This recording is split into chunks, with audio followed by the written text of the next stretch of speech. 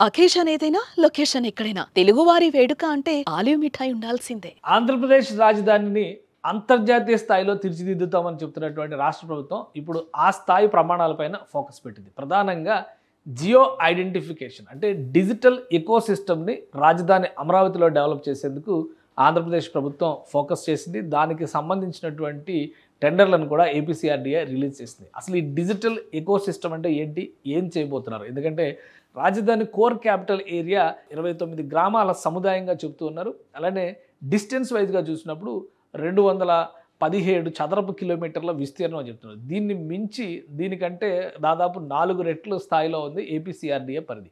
So APCRDA ఈ ప్రాంతం మొత్తాన్ని కూడా డిజిటైజ్డ్ జియో నెట్వర్క్గా మార్చేటువంటి ప్రయత్నం చేస్తుంది. జియో అంటే జియో సెల్ ఫోన్ సిగ్నల్స్ కాదు, భౌగోళికమైనటువంటి శాస్త్రీయ అధ్యయనం. ప్రతి ఆస్తిని కూడా డిజిటల్ డేటాగా మలిచేటువంటి ప్రక్రియ ఇది. ఈ క్రమంలో ప్రతి ఇంటికి డిజిటల్ డోర్ నెంబర్లు కూడా ఇచ్చేటువంటి అవకాశం ఉంటుంది. దీనిపైన ఒక సమగ్ర అధ్యయనం చేసేందుకు ప్రత్యేకంగా టెండర్లను ఫ్లోట్ చేసింది. దానిలో ఉన్నటువంటి సమాచారం ఏంటి, ఏ ఏ అంశాలపైన వీళ్ళు ఫోకస్ పెడతారో ఒకసారి విశ్లేషించే ప్రయత్నం చేద్దాం. ఆంధ్రప్రదేశ్ ప్రభుత్వం ఏపీసీఆర్డీఏకి ఇచ్చినటువంటి బాధ్యతల్లో భాగంగా క్యాపిటల్ రీజియన్ డెవలప్మెంట్ అథారిటీ తీసుకున్న ఒక కీలకమైనటువంటి నిర్ణయం ఈ ప్రాంతంలో డిజిటల్ ఎకోసిస్టమ్ని డెవలప్ చేయడం. అంటే భూమి కావచ్చు, స్థలం కావచ్చు, పొలం కావచ్చు, ఇల్లు కావచ్చు, వీటన్నిటిని కూడా ఐడెంటిఫై చేయడం. భవిష్యత్ అవసరాలకు తగ్గట్టుగా రాబోయేటువంటి రాజధాని ఆధునిక అవసరాలకు తగ్గట్టుగా నిర్మిస్తారు. ఆ ప్రణాళికని అమలు చేసేటువంటి క్రమంలో ప్రతి ఊరు, ప్రతి వాడ, ప్రతి ఇల్లు కూడా ఈ మోడర్న్ క్యాపిటల్ ప్లాన్లో భాగం కావాలనేటువంటి ఆలోచనతోనే ఆంధ్రప్రదేశ్ ప్రభుత్వం ఈ డిజిటల్ జియో ప్లాన్ని తీసుకుంది. దాన్ని అమలు చేసేటువంటి బాధ్యత ఇప్పుడు ఏపీసీఆర్డీఏ తీసుకుంది. దీనికోసం ఒక టెండర్స్ని ఫ్లోట్ చేసింది. ఇది RFP for creation of comprehensive geo data base for the Amaravati capital city and capital region in the state of Andhra Pradesh. So capital region పరిధి మొత్తంలో ఉంటుంది. కేవలం రాజధాని మాత్రమే కాదు, కానీ ప్రైమరీగా ప్రాథమికంగా ప్రారంభం చేసేటువంటి ప్రక్రియ ఏంటంటే ఆ 29 గ్రామాలని సెంట్రిక్గా చేసుకుని ఈ డేటా సేకరిస్తారు. మిగతా ల్యాండ్స్ కూడా ఓపెన్ ల్యాండ్స్ కానీ చుట్టుపక్కల ఉన్నటువంటి ప్రాంతాలన్నింటిని కూడా క్యాపిటల్ రీజియన్ పరిధిలోకి వచ్చేటువంటి వాటన్నిటిని కూడా ఇందులో భాగం చేస్తారు. సో దీని ఆర్ఎఫ్పి కోసం టెండర్ నోటిఫికేషన్ ఫ్లోట్ చేసింది. దీనిలో చాలా ఇన్ఫర్మేషన్ ఉంది. అయితే ఇదంతా కాదు, కానీ ఓవరాల్గా వచ్చేటువంటి డేటా ఏంటి అనేది మనం తెలుసుకునే ప్రయత్నం చేద్దాం. ఇది Andhra Pradesh capital region development authority release చేసినటువంటి tender number, details. Notice inviting tender through AP e procurement portal. అలానే టెండర్ సబ్జెక్ట్ ఏంటంటే creation of comprehensive data sets related to geo database, cadastral information, infrastructure, utilities, property details, demographic data and socio-economic indicators along with related attributes within the Amaravati capital city area spanning into 29 revenue villages with 60 square kilometers of habitation and 160 square kilometers of open fields of QCBS tendering basis. QCBS tendering basis అంటే quality and cost based సెలక్షన్తో చేసేటువంటి process. ఇది 2 stage evolution కింద దీన్ని చేస్తారనమాట. So 14 నెలల సమయాన్ని దీనికి కేటాయించారు. మొత్తం అంతా కూడా ఈ ప్రాసెస్ అంతా చేసేటువంటి క్రమంలో డెమోగ్రాఫిక్ ఇందులో ఉన్నటువంటి అంశాలను మనం ఒకసారి పరిశీలించి చూస్తే కనుక ఇన్ఫ్రాస్ట్రక్చర్ ఆల్రెడీ అక్కడ ప్రభుత్వానికి సంబంధించినటువంటి ఇన్ఫ్రాస్ట్రక్చర్ ఏముంది, అలానే geo database, cadastral information, utilities, property details, demographic data, ప్రజలు ఎంతమంది ఉన్నారో వాళ్ళ సోషియో ఎకనామిక్ ఇండికేటర్స్ని కూడా ఇందులో రిలేట్ చేస్తూ ఒక సమగ్రమైనటువంటి అధ్యయనం రాజధాని నగర ప్రాంతం పైన చేయబోతున్నారు. 29 గ్రామాలకు సంబంధించినటువంటి రెవెన్యూ విలేజెస్ పరిధిలో ఉన్నాయి.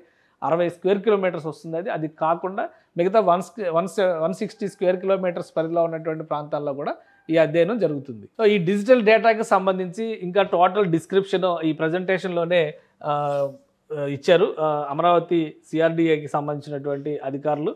సో ఒకసారి అది కూడా మనం చూద్దాం. ఓవరాల్గా ఏం జరగబోతుంది, దీని ద్వారా ఆంధ్రప్రదేశ్కి వచ్చేటువంటి ప్రయోజనాలు ఏంటి. బిడ్ ప్రాసెసింగ్ ఫీజు 25,000 ఆన్లైన్లో పే చేయాల్సి ఉంటుంది. మొత్తం ఈ డేటా అంతా కూడా ఇంట్రెస్టెడ్ పార్టీస్కి సంబంధించినటువంటి డేటాగా మనం చూడాల్సి ఉంటుంది. కానీ మనం తెలుసుకోవాల్సినటువంటి అంశాలు కొన్ని ఇందులో ఉన్నాయి. దీని ద్వారా ఇవ్వబోయేటువంటి డీటెయిల్స్, ఎందుకంటే రాజధాని ప్రాంతం పైన అందరికీ కూడా రకరకాల ఆసక్తులు ఉన్నాయి కాబట్టి ఆ ఆసక్తికి సంబంధించినటువంటి అంశాలు, ముఖ్యంగా property, scope of services, work, అలానే ఇన్ఫ్రాస్ట్రక్చర్. ఆల్రెడీ ఇప్పుడు అమరావతి ప్రాంతంలో అంగన్వాడీల దగ్గర నుంచి ప్రభుత్వ భవనాలు అనేకం ఉన్నాయి. వాటన్నిటిని కూడా ఈ డేటాలో ఇంక్లూడ్ చేస్తారు. వాటికి సంబంధించి డేటా కలెక్షన్ ఏ విధంగా ఉంటుంది, రాబోయే రోజుల్లో డ్రోన్ టెక్నాలజీ ద్వారా సర్వైలెన్స్ చేసేదానికి కావాల్సినటువంటి ప్రణాళికలను కూడా ఇందులో భాగం చేస్తారు. Governance and administration, statutory planning, compliance, అలానే infrastructure development and asset management, environmental monitoring and up keeping అంటే అన్ని అంశాలను కూడా ఇందులో భాగం చేస్తూ నిర్ణయం తీసుకుంది. సో ఒకసారి చూద్దాం, ఇందులో కొన్ని డీటెయిల్స్ని ఇచ్చే ప్రయత్నం చేశారు. ఇది రిప్రజెంటేటివ్ ఇమేజ్ ఓన్లీ అనేది పెట్టారు. ఈ ఇమేజ్ ఏంటంటే సర్వే ప్లానింగ్ ఎలా చేస్తారు, టోటల్ ల్యాండ్స్ ఎలా ఉన్నాయి, ఆ ప్రాంతంలో ఉండేటువంటి ల్యాండ్స్కి సంబంధించినటువంటి సమగ్ర సర్వే చేసేటువంటి ప్రణాళిక, రాబోయేటువంటి రోజుల్లో ఆ అసెట్స్ మానిటరింగ్ సిస్టమ్స్ ఎలా ఉండాలి అనే దాని మీద కూడా ఒక ప్రణాళికని రూపొందించాల్సినటువంటి అవసరం ఉంటుంది. సో ఇది అందుకనే 14 నెలల సమయాన్ని ఇచ్చారనమాట. ఒక సమగ్ర అధ్యయనం కింద మనం కన్సిడర్ చేయాల్సి ఉంటుంది. సో ఇందులో నార్మల్ ప్రజలకి, సాధారణమైనటువంటి ప్రజలకు వచ్చేటువంటి అవకాశాలు ఏంటి అనేది ప్రధానంగా మనం చూడాల్సింది. వాళ్ళకి సంబంధించినటువంటి అంశాలు ఇందులో ఏమున్నాయి అనేది మనం ముఖ్యంగా చూడాల్సి ఉంటుంది.